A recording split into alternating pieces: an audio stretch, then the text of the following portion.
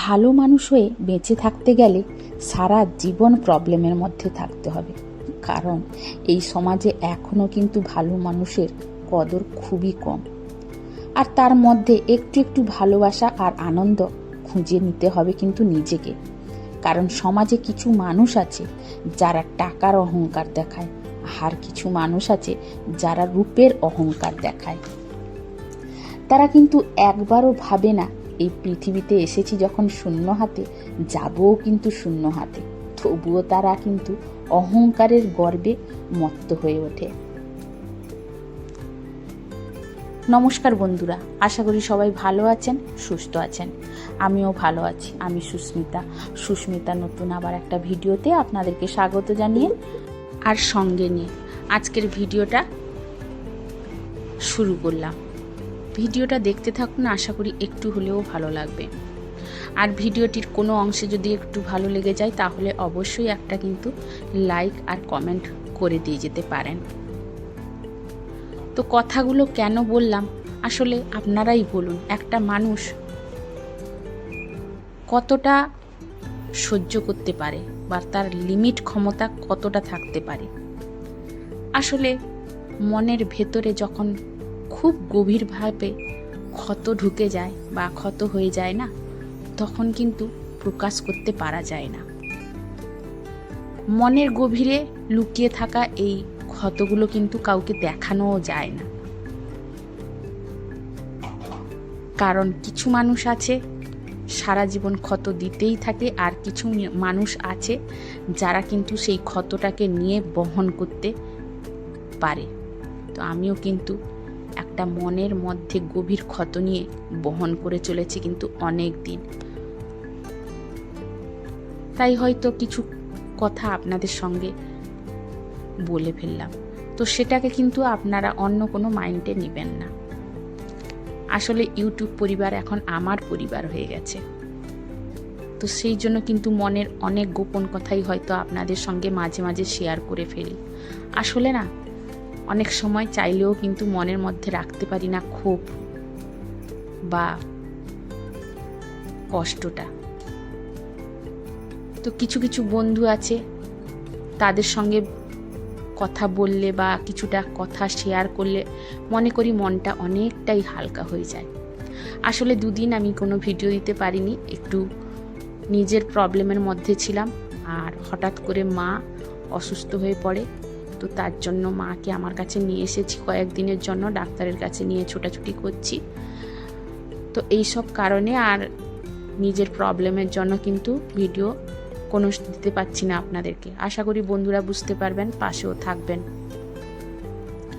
তারপরে ইউটিউব জার্নিটাও এতটা সহজ নয়।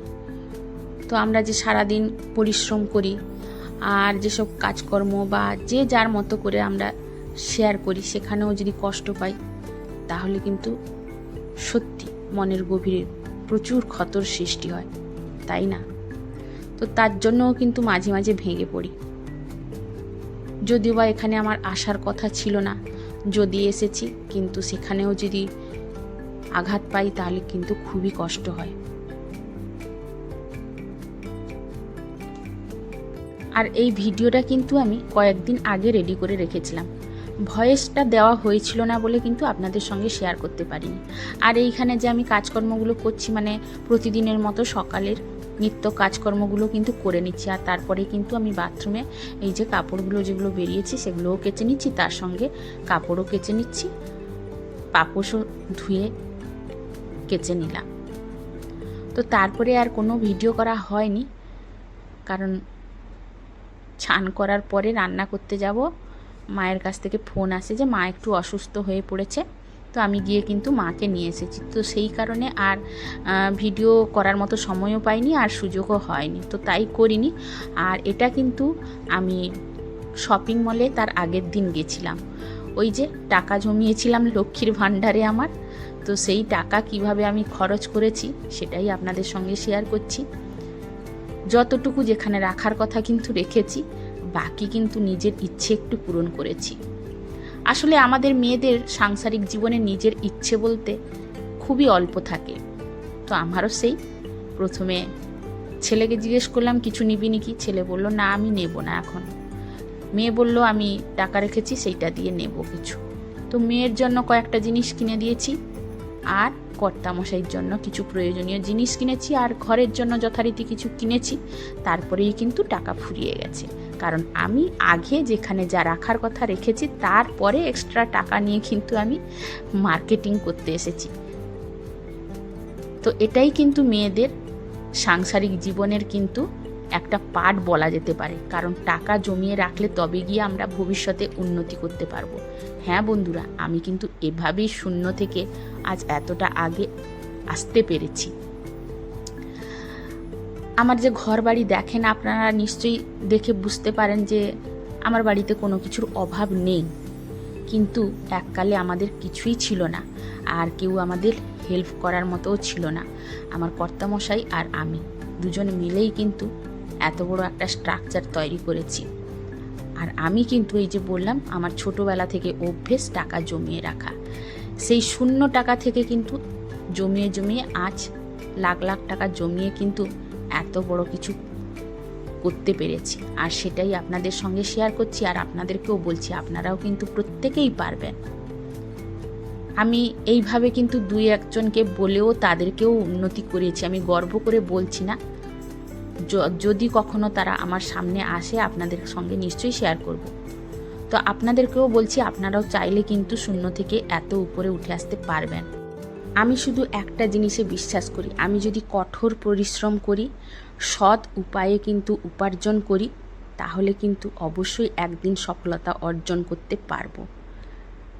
যতই কষ্ট হোক, যতই অসুবিধে হোক।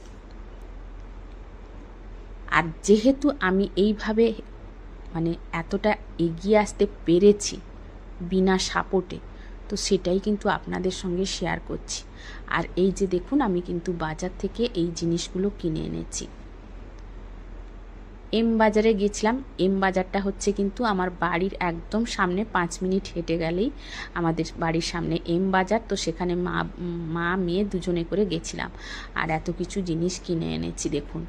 আর মা এসেছে বলে মার কাছে নিয়ে যাওয়ার কথা ছিল আমার ওই ওটস। তো তারপরে দিন তো মা অসুস্থ হলো, আমার কাছে চলে এসেছে, তো তার জন্য কিন্তু মায়ের কাছে আর নিয়ে যাইনি, সেটা কিন্তু বাড়িতেই আছে। আর এর পরবর্তী ভিডিওতে কিন্তু আমার মাকে অবশ্যই দেখাবো আপনাদেরকে। তো মা কিন্তু এখন একটু ভালো হয়ে গেছে, যেহেতু আপনাদের সঙ্গে ভিডিও 2 দিন দেওয়া হয়নি, তো পরে ভয়েস দিচ্ছি বলে সেটা কিন্তু আপনাদের সঙ্গে শেয়ার করতে পারছি। তো এই যে দেখুন, মেয়ে কতগুলো জিনিস কিনেছে। তবে হ্যাঁ বন্ধুরা, এগুলো কিন্তু খুব বেশি একটা দাম নয়। আমার মেয়ে যেরকম বলে আমিও সেরকম বলি, যে আমরা 1000 টাকায় একটা জিনিস না কিনে 1000 টাকায় 3টে জিনিস কিনবো, অল্প দিন পরবো, নষ্ট হয়ে গেলে আবার তখন কিনবো। তো 1000 টাকায় যদি একটা জিনিস অনেক দিন পরি, সেটা কিন্তু মোটেই। তাই আপনাদেরকে দেখিয়েছিলাম, মেয়ে কিন্তু 1000 টাকা নিয়েছিল, তো ও কয়েকটা জিনিসই এনেছে কিন্তু 1000 টাকা বাজেটের মধ্যে। কারণ ওকে টার্গেট দিয়েছিলাম যে 1000 টাকার বেশি কিন্তু আমি কোনো জিনিসই এনে দিব না। তবে ও কিন্তু সেই 1000 টাকার মধ্যে এতগুলো জিনিস এনেছে, আর 4-5টা জিনিস কিন্তু হয়ে গেছে। আর প্রত্যেকটা জিনিস কেমন হয়েছে সেটা আপনারা অবশ্যই কমেন্ট করে জানাবেন। আর এই ড্রেসটা এত ভালো লাগলো যে মা মেয়ে দুজনেই করে কিন্তু নিয়ে নিলাম। আর তার সঙ্গে কিন্তু আজকের ভিডিওটাও শেষ করলাম। আর কেমন লাগলো তো অবশ্যই আপনারা কমেন্ট করে জানাবেন। তবে চলে আসবো কালকে নতুন আবার একটা ভিডিও নিয়ে। ততক্ষণে সবাই ভালো থাকুন, সুস্থ থাকুন।